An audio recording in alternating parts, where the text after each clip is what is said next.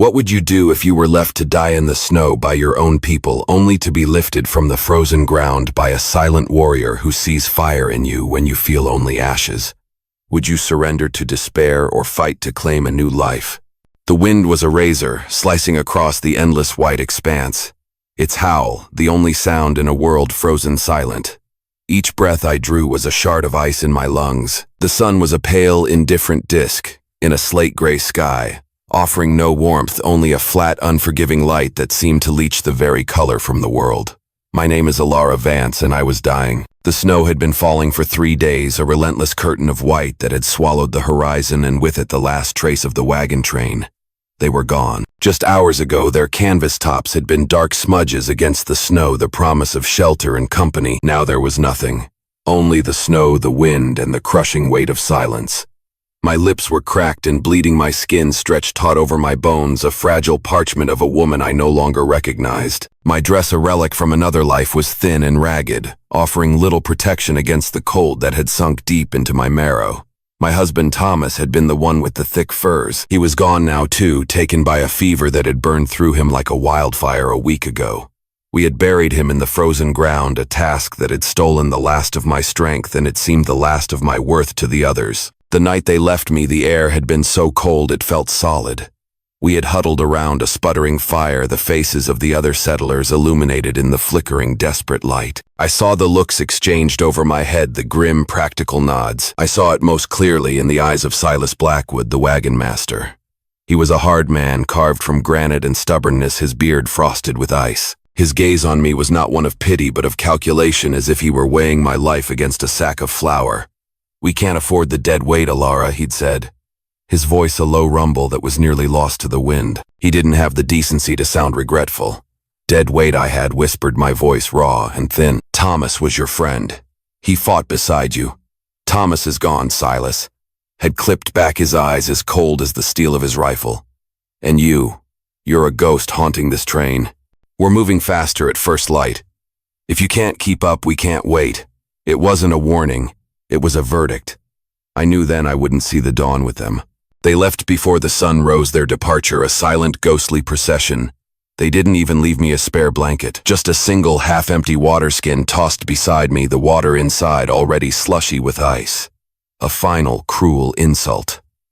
The offering of water to a woman who was freezing to death. Now I pushed myself to my feet, my muscles screaming in protest, each movement an agony. My limbs felt brittle as if they might snap. I looked around at the vast, featureless landscape. The snow-laden pines stood like silent, hooded sentinels. In every direction there was only more white, more cold. To stay still was to die. To walk was perhaps to die more slowly. I chose to walk. My boots crunched in the deep snow, the sound unnervingly loud in the profound silence. Step by agonizing step, I forced myself forward with no destination in mind, only the instinct to move. My mind, numb with cold and grief, drifted. I saw Thomas's face, his warm smile that could melt the harshest frost. I heard his laughter, a sound I would never hear again. We had dreamed of a new life, a small cabin nestled in a green valley, a place to put down roots and watch our children grow. Now his only legacy was a frozen mound of earth, and my future was a coffin of snow. A lone wolf howled in the distance, a mournful, lonely sound that echoed the emptiness in my own heart. It knew. It smelled the death clinging to me. I pressed a hand to my stomach, a hollow ache blooming in my chest that had nothing to do with hunger. I would not cry. I had shed all my tears over Thomas. I had nothing left for them, the ones who had left me to the mercy of the wilderness. The world began to blur at the edges. The falling snow became a dizzying vortex, the trees swaying like drunken giants. The cold was a heavy blanket dragging me down, promising a soft, quiet end. Surrender was a seductive whisper in my ear. "Just lie down," it said. "Just close your eyes. It will all be over soon." I stumbled, my knees buckling, and fell face first into a snowdrift. The shock of the cold was a slap, momentarily clearing my head. I lay there for a long moment, the snow melting against my feverish skin. It was so easy, so simple, just to let go. But then I thought of Silas Blackwood's cold, dismissive eyes. They had already pronounced me dead. A flicker of something hot and defiant sparked in the frozen landscape of my heart. I would not give them the satisfaction. I would not be the ghost they had named me. With a groan that was half animal, I pushed myself up, my hands raw and screaming from the cold. I staggered onward, my vision swimming. And then I saw it. At first it was just a smudge, a dark shape against the oppressive white, near a rocky outcrop. I blinked, convinced it was a trick of my failing eyes, a phantom conjured by a dying mind. But it didn't vanish. It remained solid and still. A figure. A person. My heart, a sluggish frozen thing, gave a painful lurch. Hope, wild and desperate, surged through me, so powerful it almost brought me to my knees again. I had no weapon, nothing to defend myself with. But I was past caring. Any fate was better than this slow, freezing demise.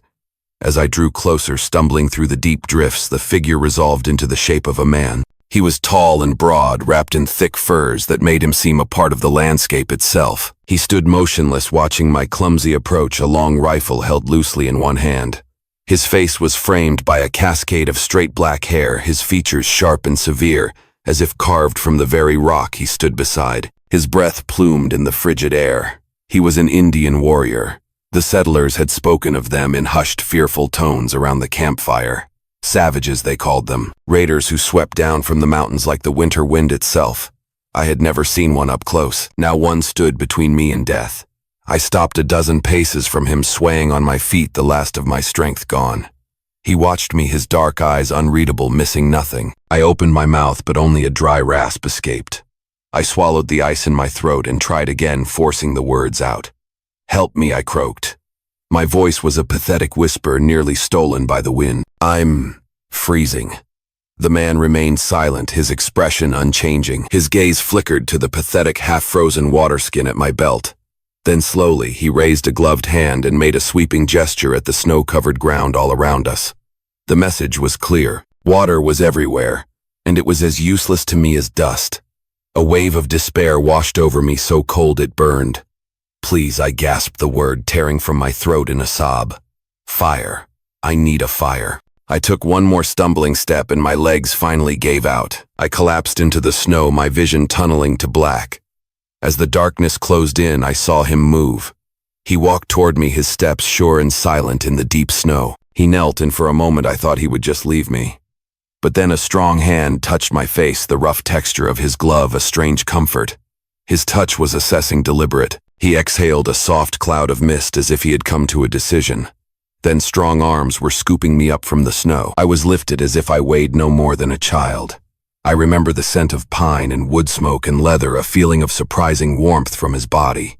The world tilted and spun. I heard the distant cry of a hawk, sharp and clear against the wind. Then nothing at all.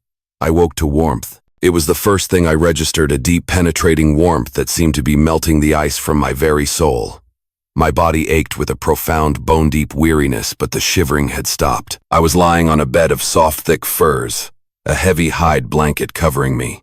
The air smelled of wood smoke, roasting meat, and something else, something earthy and unfamiliar. Slowly, cautiously, I opened my eyes. I was in a circular lodge, its walls made of packed earth and thick timbers expertly chinked against the cold.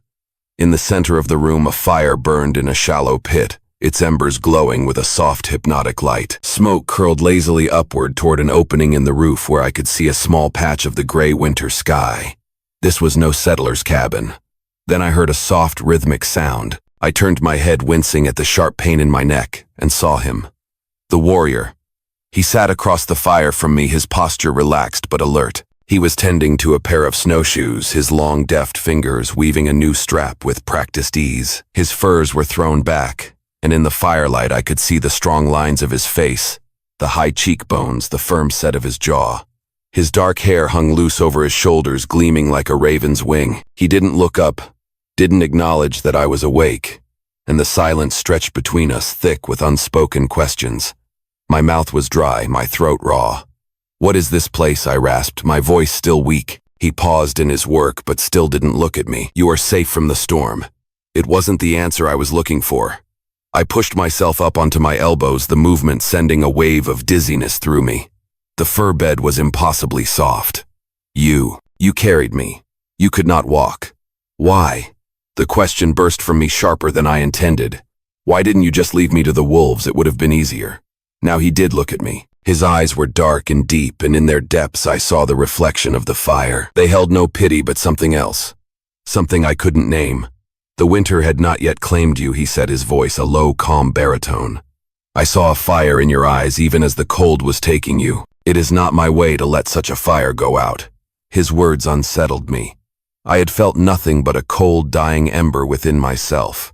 He saw a fire. I studied his face, trying to read his intentions, but it was an unreadable mask. My gaze fell to the furs I was lying on. I was a stranger, an outsider. One of the people his own probably feared or hated. What do you want from me? I asked, my voice dropping to a suspicious whisper. The world I came from taught me that nothing was given freely, especially not from a man to a woman in my position. He was silent for a long moment, his dark eyes holding mine. Then he set down the snowshoe he was mending and leaned forward slightly. For now, he said, his voice even. I want you to live. I wanted to argue, to deny this simple, profound statement, but I couldn't. Despite everything, despite the gnawing grief and the cold certainty of my own worthlessness, I realized with a jolt that he was right. I did want to live. As if sensing my thoughts, he gestured with his chin toward a small earthenware bowl resting on a warm stone near the fire. Eat. You need strength. My pride bristled at the command, but it was a weak, flimsy thing against the ravenous hunger that suddenly clawed at my insides. I reached for the bowl with a trembling hand. It was a stew, thick and rich, the steam rising from it carrying the scent of meat and wild herbs. I brought it to my lips and took a tentative sip. The warmth spread through me instantly, a glorious, life-affirming wave. It was the most delicious thing I had ever tasted. I ate slowly at first, then, with a desperate urgency, aware of his quiet gaze on me the entire time. When I had scraped the last drop from the bowl, I set it down, a measure of strength returning to my limbs. My name is Alara, I said, my voice stronger now. He regarded me for a moment, then gave a slow, deliberate nod. I am Kale. Kale. The name suited him. It sounded like the wind through the tall pines, strong and ancient. I met his gaze across the fire, a silent understanding passing between us. He had saved my life. My future, for however long it might be, was now inexplicably tied to his. He rose then, his movements fluid and powerful. He was taller than I had realized, his presence filling the small lodge. He gestured toward the hide-covered entrance. Come. The storm has passed. It was not a request. I hesitated, a flicker of fear returning. What lay outside this warm, safe shelter? But I had no choice. My legs were unsteady as I swung them out of the bed, the muscles protesting. The furs he had given me were heavy but blessedly warm. I followed him as he pushed aside the thick hide flap. The world that greeted me was breathtaking. The storm had indeed broken, and the sky was a brilliant, cloudless blue. The sun, though still weak, sparkled on a fresh blanket of pristine snow, making it glitter as if strewn with diamonds. The air was crisp, clean, and fiercely cold. His lodge was one of several nestled in a small sheltered valley. Smoke rose from the roofs of the other dwellings, thin gray columns against the blue sky. I saw people wrapped in furs like Kale moving about. Women tended to smoking racks of meat, their hands moving with deft purpose. A group of children, laughing and shouting, were having a snowball fight their joy, a bright, startling sound in the winter stillness. This was not just his home. It was a village. My stomach clenched. My fate was not in the hands of one man, but of a whole people. I was an outsider, a trespasser. The settlers I had traveled with would have called these people savages, but what I saw was a community alive and resilient in the face of the harsh winter. As we stepped fully into the light, eyes turned toward us. The children's laughter died. The women paused in their work. A wave of whispers rippled through the small crowd like the rustling of dry leaves. I could feel their stares, 100 questions in their dark, assessing eyes. I pulled the furs tighter around me, feeling small and terribly exposed. An older woman detached herself from a group and walked toward us. She moved with a regal, unhurried grace, her long, silver-streaked hair braided with intricate beads. Her face was a roadmap of wrinkles, her eyes as sharp and piercing as a hawk's. She stopped before Kale, her gaze flicking dismissively over me before settling on him. She spoke, her voice sharp and commanding in a language I did not understand. It was a cascade of clicks and guttural sounds as wild and beautiful as the land itself. Kale responded in the same tongue, his voice calm and steady, never wavering under her intense scrutiny. Her gaze snapped back to me. She took a step closer, and I had to fight the urge to shrink away. She studied me from head to toe, her expression one of open disapproval. Then she spoke again, a short, sharp question directed at Kale. He nodded once. I glanced between them, the feeling of being a helpless pawn rising in my chest. "What is she saying?" I asked, my voice tight. Cale met my eyes. His were unreadable. "She asks why I have brought a starving white woman into our homes when the winter is long, and our own children may go hungry." His directness was a blow stealing the air from my lungs. It was a harsher truth than I had expected. I swallowed hard, trying to regain my composure. "Who is she?" "She is Anya, my sister," he said simply. Anya gave me one last withering glare, then turned and walked away, her back rigid with disapproval. I let out a breath I didn't realize I'd been holding. "She does not like me," I murmured, stating the obvious. A faint, almost imperceptible smile touched Cale's lips. "Anya is the keeper of our people's future. She does not trust what she does not understand." I crossed my arms, the cold I felt now having little to do with the temperature. "And the others? What do they think?" Cale was silent for a moment, his gaze sweeping over his village. "They think the same as my sister," he said, his voice quiet but firm. "They wonder why I wasted my strength on a woman who was already surrendering to the snow." His words settled in my chest, heavy and cold as stones. I had surrendered. He was right. I turned away from him, my gaze drawn to the horizon, to the jagged snow-capped mountains that ringed the valley. It was a beautiful, terrible world, a place that did not suffer weakness. The men who had abandoned me had judged me weak and found me wanting. These people, it seemed, had come to the same conclusion. I looked back at Cale, meeting his steady, challenging gaze. "So what happens now? Do you cast me back out into the snow?" He considered me for a long, silent moment, and in that moment, I felt as if he were seeing right through me, past the grief and the fear to the flicker of fire he had spoken of. "No," he said, the word final and absolute. "You will learn. You will earn your place. Or the winter will claim you after all." A shiver went down my spine, but this time it was not from the cold. It was from a terrifying, exhilarating flicker of hope. He wasn't just offering me survival. He was offering me a chance. A test. And as I stood there, a stranger in a strange land, I knew with a certainty that shook me to my core that I would not fail. I would not surrender again. The winter was an unforgiving teacher, and Cale an even more demanding master. There were no gentle introductions to the ways of his people, no concessions for my weakness or my grief. Survival, I quickly learned, was a harsh and constant lesson, and it began before the sun had even risen each day. My first lesson was the bow. I had watched Thomas and the other men hunt, had seen them bring down deer and rabbit. But watching and doing were worlds apart. Cale handed me a bow carved from yew, its string made of tightly wound sinew. It was heavier than I expected, and my fingers, still weak and tender from the frost, fumbled with the cold, smooth wood. He didn't offer instructions. He simply knocked an arrow, drew the string back with a fluid grace, and sent the arrow flying into a target of bundled straw 100 feet away. It struck dead center with a satisfying thump. Then he stepped back, gestured for me to try, and watched his arms, crossed his face, an impassive mask. I tried to mimic his movements. I pulled the string, but the tension was immense, biting into my numb fingers. My arms trembled from the strain. The arrow wobbled on the string. I let it fly. It fell pathetic and useless into a snowdrift not 10 feet in front of me. A small sound, a grunt of what might have been amusement, escaped Cale's lips. My cheeks burned with shame and frustration. My fingers are frozen. I snapped more to myself than to him. It's impossible to hold it steady. "The cold is a reason, not an excuse," he said, his voice flat. He pointed to the bow. Again, day after day, the lesson was the same. My arms ached with a fire that never seemed to cool. My fingers became a raw, blistered mess. The blisters burst, new ones formed, and still he pushed me. There were moments I hated him for his silence, for his unyielding expectation that I simply endure. I would loose arrow after arrow, my frustration mounting with each miss until I wanted to scream and smash the bow against a tree.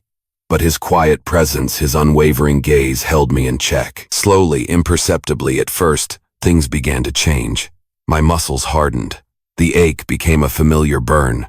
My fingers, though scarred, grew calloused and strong. I learned to control my breathing, to release the arrow on the exhale just as he did. One day, an arrow finally hit the target. It was a glancing blow, but it was a hit. I looked at Cale, a triumphant smile on my face. He simply gave a single curt nod. Again, the hatred I had felt for him began to curdle into something else, a grudging respect. This was how his people survived. Not with coddling or false praise, but through brutal repetition, through the quiet, unshakable belief that the body and spirit could be forged into something stronger. And mine was. I began waking before he came for me, taking the bow in my hands, the cold wood now familiar. I pulled the sinew tight, the tension a welcome strain. One morning I loosed 5 arrows and all 5 struck the straw target. When Cale arrived, he looked at the arrows, then at me. For the first time, a flicker of something that might have been approval showed in his eyes. Tomorrow, he said, we hunt for meat, not for practice. A thrill that was equal parts fear and exhilaration shot through me. The next morning, we set out into the silent, snow-dusted forest. The air was so cold it crackled. Cale moved like a shadow, his steps making no sound on the fresh snow. I did my best to follow, but I felt like a clumsy giant, every snapped twig, every crunch of my boots echoing in the stillness. He stopped suddenly, holding up a hand. I froze. He crouched, pointing to a set of delicate tracks in the snow. Rabbit. He looked at me and gestured for me to knock an arrow. My heart hammered against my ribs. This wasn't a bundle of straw. This was a life. I raised the bow, my breath misting in the air. I found the balance, the familiar weight. I steadied my breathing just as he had shown me. I saw it then, a small patch of brown fur half hidden in the undergrowth. I released the string. The arrow flew true. There was a small cry and then silence. For a long moment I could only stare at the small, still form. The warmth of its life was already fading, a stark contrast to the cold, indifferent snow. I had taken a life to sustain my own. I swallowed the lump in my throat as Cale knelt beside the rabbit, his expression unreadable. He did not ask if I was ready. He simply handed me a sharp flint knife. My hands shook as I took it. The first cut was the hardest, a violation that went against everything I had ever been taught. But as I worked, forcing myself through the motions, I felt a profound shift within me. This was the reality of this world. This was the cost of survival. When it was done, I sat back on my heels, the weight in my chest feeling lighter than it had in months. Cale nodded, once a gesture of profound approval. It felt more validating than any words of praise. For the first time since Thomas had died, I felt a flicker of pride. Our lessons expanded beyond the hunt. He taught me to read the wind, to see the signs of an approaching storm in the clouds. He taught me to set snares under the snow, a task that required patience and a delicate touch. But his greatest lesson was in facing the fear that still lingered in my heart. One afternoon we had to cross a frozen river. The ice was thick in most places, but near the center the current flowed faster, and the ice was a treacherous dark blue. Cale walked across it with an effortless, confident stride. I hesitated on the bank. "Come," he said, not turning back. I swallowed hard and took a tentative step onto the ice. It was slick, and the sound of the water rushing beneath it was a low, menacing growl. I took another step, then another, my eyes fixed on my feet. Halfway across, I glanced down at the dark, swirling water visible through the ice. A wave of vertigo hit me. I faltered, my weight shifting. There was a sickening crack. The world vanished in a heart-stopping explosion of cold. The freezing water was a physical blow, stealing the air from my lungs and sending a shock through my system, so violent I thought my heart would stop. I was dragged under, tumbling in the fierce current, my heavy furs pulling me down. Panic, primal and absolute, seized me. I flailed my arms, hitting the underside of the ice. My lungs were bursting. Then a hand seized my furs, yanking me upward with incredible strength. My head broke the surface, and I gasped, sucking in a lungful of frigid air, coughing and choking on river water. Cale hauled me from the hole and onto the solid ice, his grip on my arm like a vice. I lay there, shivering uncontrollably, my chest heaving, the shock slowly giving way to a bone-rattling cold. He knelt over me, his face grim in the fading light. His grip did not loosen. "You fear the ice," he said. It was not a question. "You fear the cold. But the cold is not your enemy. It is life, and it is death. You must respect it. To fear it is to give it power over you." My teeth were chattering so hard I could barely speak, but my own anger rose up to meet his intensity. I wasn't the same weak woman who had collapsed in the snow. I had fought for every scrap of strength I now possessed. But the fear, that deep primal fear, was still there, a weight in my belly. And I hated it. I met his fierce gaze, a fire of defiance sparking in my own eyes. "Then teach me," I gritted out. "Teach me not to fear it." He held my gaze for a long moment, then gave a slow, deliberate nod. "I will." And he did. In the days that followed, he made me return to that river again and again. He taught me how to read the ice, to know its strength and its weakness. He made me submerge my hands in the freezing water until they were numb, then build a fire with shaking fingers. He pushed me to the edge of my endurance and then demanded more, and I met every challenge. The people of the village began to look at me differently. The whispers did not stop, but their tone changed. The women would sometimes offer a shy smile. Anya, Kyle's sister, still watched me with suspicion, but the open hostility was gone, replaced by a grudging curiosity. I was not one of them, not yet. But I was no longer just a fragile outsider. I was earning my place one painful lesson at a time. I was not just surviving. I was becoming. The hush fell over the village first. A sudden, unnatural quiet that spoke of danger.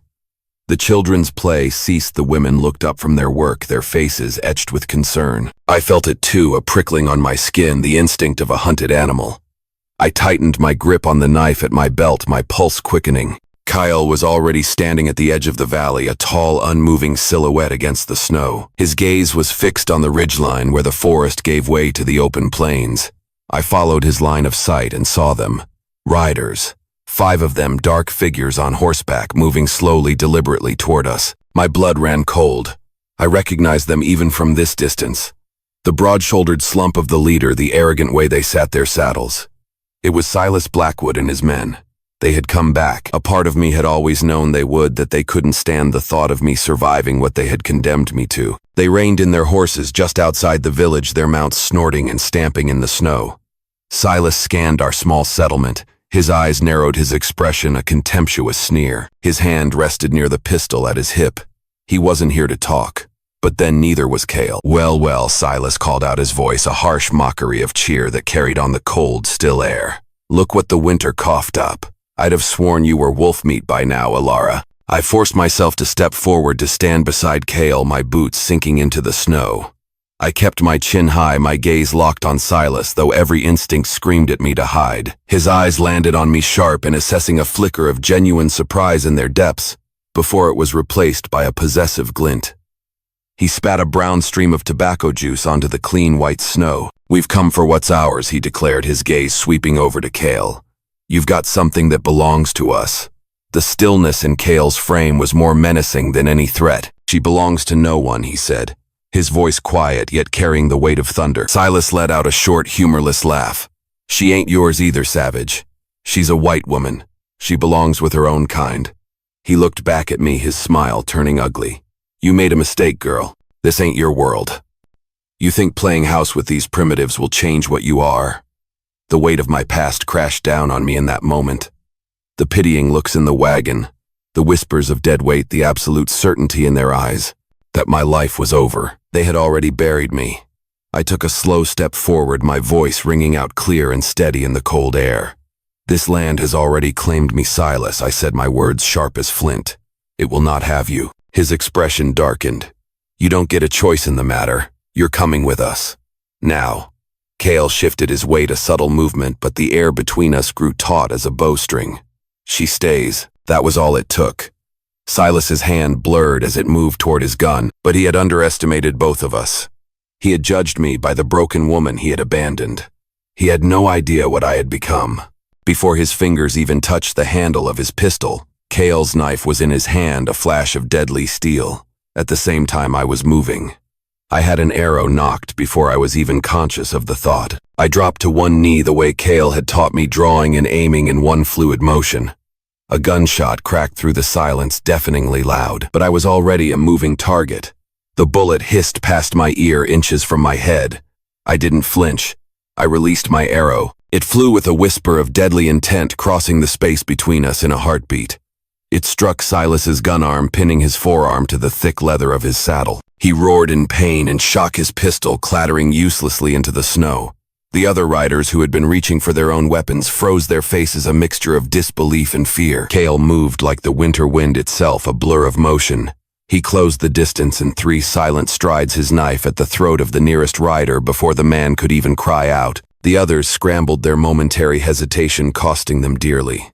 One man wheeled his horse around and fled without a backward glance. The other 2 looked from their wounded leader to Cale's deadly calm, and knew the fight was already lost. I rose to my feet, another arrow already knocked, my gaze locked on Silas.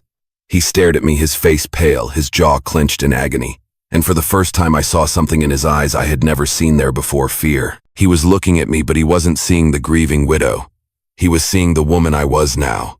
He clutched his wounded arm, blood blooming dark against the snow. His gaze flicked to Cale, then to the other warriors of the village who had now gathered their own weapons ready. He knew. This was over.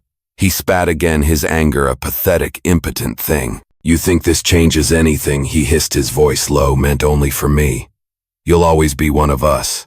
You can't wash the white off your skin no matter how hard you try to pretend." I walked toward him until I was standing right beside his horse, so close he had to look down at me. I looked him straight in the eye, my voice as cold and clear as the ice on the river. "No," I said. "You're wrong. I was one of you. Now, I am home." He held my gaze for a moment longer, searching for the weak, broken woman he thought he knew. He didn't find her. With a sharp, angry jerk of the reins, he turned his horse and galloped away, his remaining men trailing behind him like beaten dogs. The dust of their retreat settled, leaving only their dark tracks in the snow. My breath came in ragged bursts, my grip still tight on my bow. I forced my fingers to relax, to let the tension bleed from my shoulders. The village remained silent, watching me. Then Cale was beside me. His gaze was searching, intense. He didn't ask if I was all right. He didn't need to. He had seen. Instead, he reached out and gently touched the feathered shaft of the arrow in my bow. "You fought with the heart of a winter hawk," he said. It was a simple statement, but it was the highest praise he could give. A slow breath escaped my lips, and with it something inside me that had been frozen for so long finally broke open and melted away. I was not a burden. I was not dead weight. I was a survivor. I was a warrior. I looked around and saw the faces of the villagers. Their expressions were no longer filled with suspicion, but with a dawning respect. Anya stepped forward. In her hands, she held a beautiful cloak woven from the soft white fur of a winter hare. She said nothing, but she draped it over my shoulders. The warmth was immediate, a silent gesture of acceptance more powerful than any words. I met her eyes and nodded my thanks. A small, rare smile touched her lips. That night, the snow began to fall again, soft, silent flakes drifting down from a dark sky. The village was quiet, the people in their warm lodges. I sat with Cale by the fire in his home, the fire that had first warmed me back to life. The silence between us was no longer heavy with questions, but comfortable, filled with a deep, unspoken understanding. He was tending to a small scratch on my arm from the fight, his touch gentle, his brow furrowed in concentration. When his fingers brushed against mine, a different kind of warmth spread through me, one that had nothing to do with the fire. "Silas said I would always be one of them," I said, softly staring into the flames. Cale finished tying the bandage and looked up, his dark eyes holding mine. "Your past is tracks in yesterday's snow," he said, his voice a low murmur. "The storm has covered them. Today you make new tracks. Here." He took my hand in his grip warm and strong. "You have faced the winter and not broken. You have faced your enemies and not flinched. You have the strength of the mountains and a fire in your spirit that warms this lodge. You have earned your place here, Alara. Not as a guest, but as one of the people." He hesitated for a moment, and I saw a flicker of vulnerability in his eyes that I had never seen before. "Be my wife, Alara," he said, his voice thick with emotion. "Let this be your home. Let my heart be your warmth against the cold." Tears welled in my eyes, but for the first time in a very long time, they were not tears of grief or fear. They were tears of joy. I looked at this strong, silent man who had seen a fire in me when I saw only ashes. He had not just saved my life. He had given me a reason to live it. "Yes," I whispered, my voice choked with emotion. "Yes, Cale." A slow, brilliant smile transformed his face, and in that moment, he was the most beautiful man I had ever seen. He leaned forward and gently kissed me, a promise of a new beginning, a new life forged in the heart of the unforgiving winter. As we sat there hand in hand watching the snow fall outside the shelter's opening, I knew I was truly home. The winter was no longer my enemy but my sanctuary, and the howl of the wind was no longer a lament for what I had lost, but a song of everything I had found. Enjoying these epic Wild West stories? Hit subscribe for more gripping tales of bravery, conflict, and unexpected heroes.